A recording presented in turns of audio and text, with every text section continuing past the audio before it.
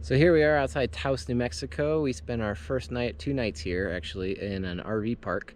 Kind of wanted to just get a soft landing in from Colorado, filled up the tanks, powered up the panels.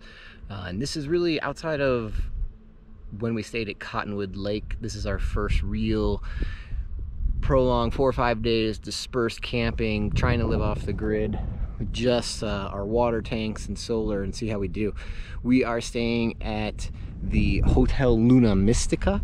It's a pretty interesting place that is 21 old Airstream camper vans, pre kind of 1990s, 80s, like they're old. We're allowed to stay on their land for about $25 a night. We get to use their showers and their facilities and their Wi-Fi, so it kind of makes it worth it, and they have beautiful showers, so really worth checking out. Kind of an eclectic experience if you're kind of coming through New Mexico, coming through Taos to stay here, or you can just kind of camp on their land.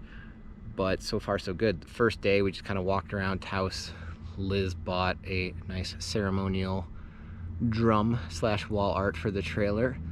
Very special. It's fun to play out here. It's sunset in the middle of the desert.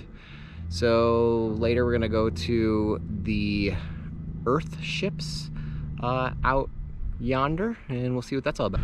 We just toured the Earthship Biotecture Visitor Center, and the Visitor Center is right next to the land that homes the Greater World Community, which is a couple of miles long and comprised of over 70 homes with room for more homes. And these homes then are Earthships, which is a whole architecture concept based around being fully off-grid and self-sustaining. That's why they're called ships, to give the idea of a ship on the water or a spaceship, as in a vessel that has to be self-contained and reliant on itself.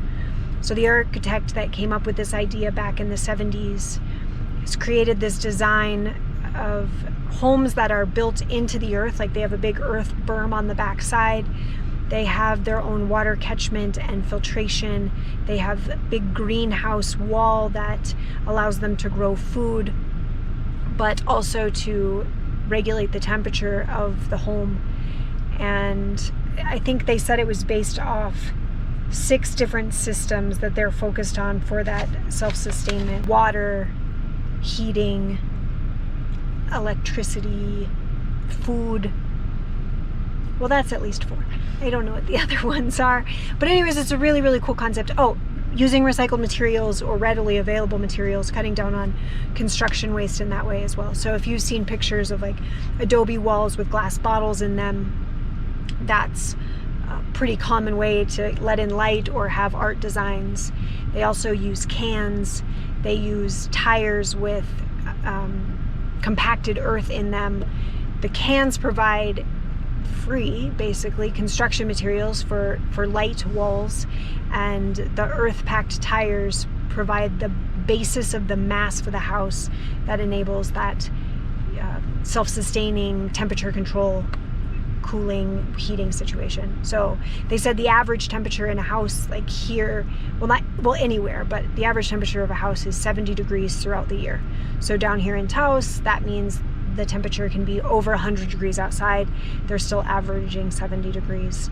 They have a visitor center that we got to walk through, and that shows the basic layout and kind of the construction materials, and they also have things going on that you can see from a distance outside. It's a really interesting concept, and I also feel like it's kind of the future of the human race, so it's neat to see and cool that this guy came up with this way to